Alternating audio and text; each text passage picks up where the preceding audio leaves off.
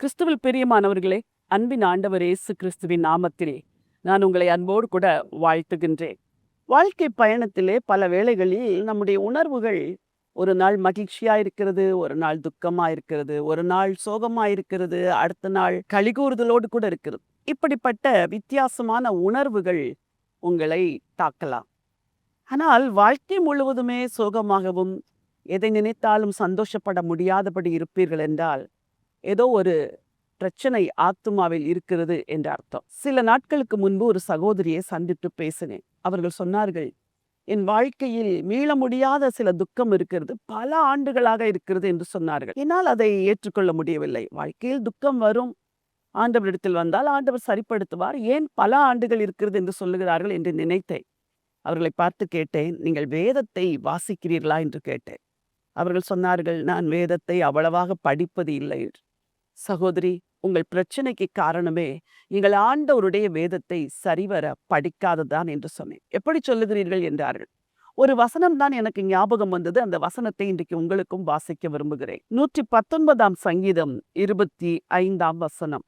என் ஆத்துமா மண்ணோடு ஒட்டி கொண்டிருக்கிறது, உமது வசனத்தின்படி என்னை உயிர்ப்பியும். சங்கீதக்காரன் சொல்கிறான், ஆண்டவரே, என் ஆத்துமா மண்ணோடு ஒட்டி கொண்டிருக்கிறது. மண்ணுக்கடுத்த காரியங்கள், மண்ணுக்கடுத்த பிரச்சனைகள், மண்ணுக்கடுத்த போராட்டங்களில் என் ஆத்துமா ஒட்டி கொண்டிருக்கிறது. ஆனால் உம்முடைய வசனத்தின்படி என்னை உயிர்ப்பியும் என்று சொல்லுகிறார். வசனமே அல்லாமல் வேறு ஒன்றும் மண்ணோடு ஒட்டி கிடக்கிற உங்கள் ஆத்துமாவை உயிர்ப்பிக்க முடியாது. அந்த ஆத்துமா மண்ணிலிருந்து எடுக்கப்பட வேண்டும், பிரிக்கப்பட வேண்டும், வேறு பிரிக்கப்பட வேண்டும்.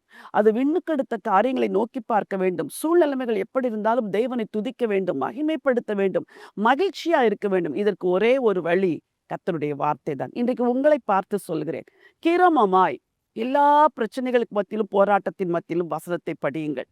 கிரமமாய் தேவனுடைய வார்த்தையை தியானிங்கள். அப்பொழுது வல்லமையுள்ள இந்த ஜீவ வார்த்தைகள் உங்கள் ஆத்துமாவை உயிர்ப்பிக்கும். நீங்களும் சொல்லுவீர்கள், என் ஆத்துமா மண்ணோடு ஒட்டி கொண்டிருந்தது, ஆண்டவர் வசனத்தின்படி என்னை உயிர்ப்பித்தார் என்று நீங்கள் நிச்சயமாய் சொல்லுவீர்கள். அந்த சாட்சி உங்கள் வாழ்க்கையில விளங்கும். இன்றைக்கு நீங்கள் வசனத்தை கிரமமாய் படிக்க தீர்மானம் எடுத்தால் உங்கள் வாழ்க்கையில ஒரு உயிர்மீழ்ச்சி வரும். உங்களுக்காய் ஜெபிக்க விரும்புகிறேன். ஜீவனுள்ள தேவனே, நல்ல ஆண்டவரே, தங்கள் ஆத்துமா மண்ணோடு ஒட்டி கொண்டிருக்கிறதுனால் சோர்ந்து போயிருக்கிற நம்முடைய பிள்ளைகள் ஒவ்வொருவருக்காய் ஜெபிக்கிறேன். மண்ணோடு ஒட்டி இருக்கிறவருடைய ஆத்துமாவை தேவன் உயிர்ப்பிப்பீராக. உங்க வசனத்தின்படி உயிர்ப்பீங்க ஆண்டவரே. ஏதோ ஒரு வார்த்தை, ஏதோ ஒரு வசனம், ஏதோ ஒரு சங்கீதம், ஏதோ ஒரு வேத பகுதி ஆத்துமாவை உயிர்ப்பிக்க முடியுமே ஆண்டவரே. கவலைகளிலும், கண்ணீரிலும், பிரச்சனைகளிலும், போராட்டங்களிலும், மண்ணுக்கடுத்த காரியங்களிலும் ஒட்டி கொண்டு கிடக்கிற அந்த ஆத்துமாவை உயிர்ப்பித்து உங்க வசனத்தினால் அவர்களை ஆசீர்வதிக்க வேண்டும் என்று சொல்லி ஜெபிக்கிறேன். கிருபை கூட இருக்கட்டும் ஆண்டவரே. இரட்சகரும் மீட்பருமாம் இயேசுவின் நாமத்தில் ஜெபிக்கிறேன் நல்ல பிதாவே, ஆமென். பிரியமானவர்களே, மண்ணோடு ஒட்டி இருக்கிற உங்கள் ஆத்துமாவை மன்னவரின் வசனம் உயிர்ப்பிக்க இன்றிலிருந்து கிரமமாய் வேதத்தை படியுங்கள், வசனத்தை விசுவாசியுங்கள், அறிக்கை செய்யுங்கள். சோர்ந்து போய் கிடக்கிற உங்கள் ஆத்துமா உயிரடையும். இந்த நினைவோடு இந்த நாளை துவங்குங்கள். இந்த நாள் ஒரு வெற்றியின் நாள். God bless you.